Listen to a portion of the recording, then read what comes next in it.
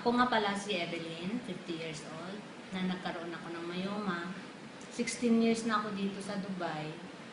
At ito ang nararamdaman ko na may myoma ako at hindi ko alam kung anong gagawin ko. Marami na akong gamot na iniinom pero hindi umepekto sa akin. May isa akong kaibigan na nagrekomenda nitong supplement na Phytomax Barley. Ito ang pinainom niya sa akin. Pero nagtataka ako ng 8 araw bakit lumaki yung tiyan ko. Pero ang sabi niya sa akin, patuloy mo lang inumin yan. Pinatuloy ko naman hanggang sa 10 araw.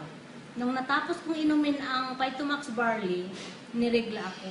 Ang sabi ko naman, umepekto talaga itong Phytomax Barley na ininom ko na supplement. Kaya mga kaibigan o kabayan na nandito sa ibayo ng dagat, mai-share ko lang sa inyo na sana magkaroon din kayo ng Phytomax Barley na maiinom ninyo kung sakaling may sakit kayo dahil ito ang nagpapagaling sa akin, sa aking myoma. Siguro naman ito ang binigay ng Panginoon para sa akin na gagaling ako sa Phytomax Barley. Yan lang po ang may share ko sa inyo at maraming salamat.